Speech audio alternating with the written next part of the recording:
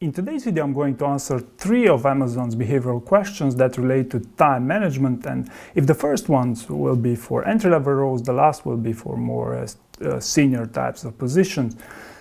Also, of the 14 leadership principles at Amazon, I'm going to talk about customer obsession, ownership, and deliver results. And the last part of the video will be dedicated to brainstorming in order to help you find your own ideas of how to answer such questions.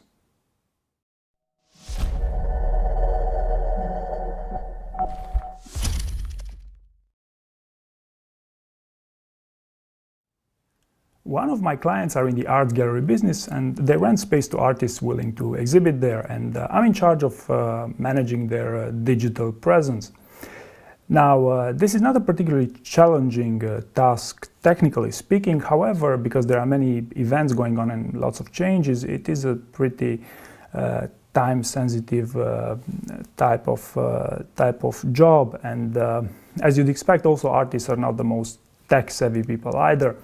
And I remember in one such instance towards the New Year's Day, a very busy period for art galleries, an artist somewhat delayed sending us their actual invitation for the exhibition, and because also primarily because my availability during the time was not the best, that triggered a domino effect of delays, which actually resulted in us sending the newsletter to our clients and subscribers a bit late. Also, a bit of delay in updating the homepage of the website, and in us planning the exhibition for the next year. And despite the fact that the actual exhibition went well, we did address this issue by making sure that we'd ask artists even sooner for their materials for the exhibition.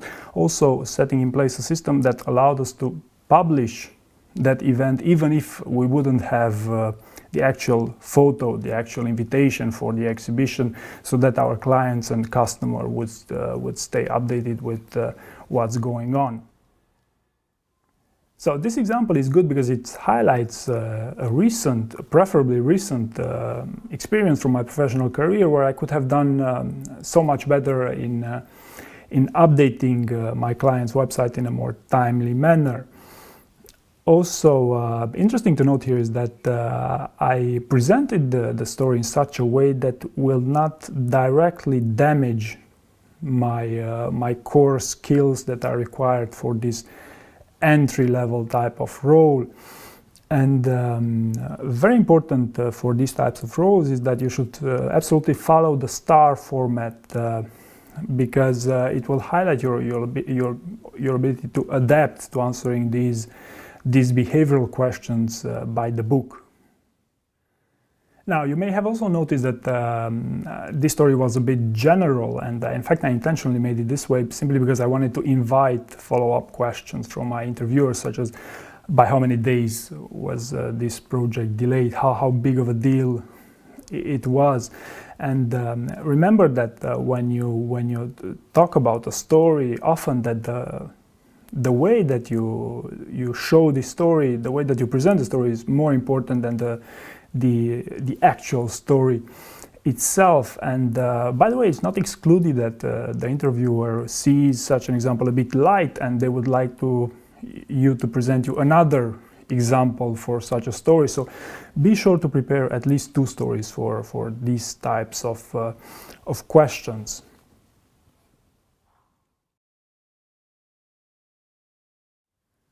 One of my clients are in the arts gallery business, and for the past 6 years I've been managing their digital needs. Something to keep in mind here is that they're not tech-savvy people, they are real estate investors, and within this context I've always done my best to not only satisfy their needs but to predict them as good as I could. And for example, you could imagine that this type of work is not very technically challenging. However, the problem arises when you don't update the website, so it's a very time-sensitive type of engagement. And also the second point that I wanted to highlight here, that's key to managing a long-term project, is that artists are not necessarily tech-savvy people either, so you should always ensure that you plan things ahead and give them sufficient amount of time so they provide you whatever it's required to publish, to communicate for their exhibition. And business is going quite well for them. They actually just opened a second art gallery downtown. So this example was good because it highlighted a successful business relation with a client for a longer period of time. And very interesting here is that presenting the challenges that arise with such an engagement is a great opportunity to showcase my skills that are required for a project management role, such as leadership skills, time management, interpersonal skills, or how you act, how you react under pressure. And notice here also I continue to use the star format in a very strict way here, especially because I said this should be geared towards more entry-level roles. And of course it ends on a positive note, and you'll notice that I started by mentioning a few metrics, such as that I successfully managed the project for the past 6 years.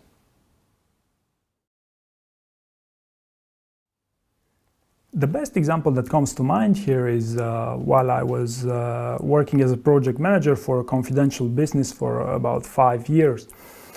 You see, if in the first 3 years the project was going great, we won ever more clients and everything was on an ascending trajectory, in the 4th year things have become a lot harder, and I basically felt that this project was at a crossroads. So in fact, with a very narrow majority of our leadership, we decided on our next 4 months round of enhancements. And even again, as I was skeptical myself, and my teammates was also quite demoralized, we did do our best to work on the project. And this was an extraordinarily tough period for me, because I had to ensure that I communicated with each and every member of my team every day, and basically to over-communicate in such a fashion that we keep the project alive. And I'm actually quite proud of the way that I achieved this goal, because we did actually manage to deliver this round of enhancements with great quality before time and on budget. All right, so while this example is dangerous, I believe it's an appropriate one for senior types of project management roles in this example. And the reason why I say this is because I could have very well given a standard example into which I kept everyone happy before, during, and after the project, which could have been an amazing success and whatnot. But I don't believe this is the best path to get the job at Amazon. And the reason why I say this is because some drama is always good with these things, because in fact the second most asked question during any Amazon interview is tell me about the time that you failed. So you will make your own conclusions here. Now notice here how I just narrowly escaped putting the blame on someone else for how the project was evolving. And even more importantly here, I did end the example on a not necessarily positive note, but in a light that puts me in a great, in a way that puts me in a great light. I didn't say that despite the fact that we delivered the project, we all got fired afterwards, you see. So it's very important that you keep it on a sending note. And the reason why I'm saying this is because you must be prepared for follow-up questions, right? And during the follow-up questions, you must also showcase your strengths. And if you end it on a negative note, you might have a spiraling effect and go downwards from there. It's quite dangerous. Now, when it comes to brainstorming for such stories, especially in these time management related questions, it's very important to understand that it's impossible not to have at least one such instance into which you had some time management issues within a project in your professional career. Or if you're just a recent graduate, I'm sure you had a university project, a team university project that of course has time issues. That's just normal. The challenge here is to find the best examples, and this usually happens by going throughout your CV to try to dive deep into the examples in order to find that little gem that might be used in this case. And I would also encourage you to be as detailed as possible, showcasing that example, simply because this is going to be useful for many other types of questions, especially team-related one, during the behavioral part of the Amazon interview. So there you go. I hope you found this information useful, and thank you very much for watching.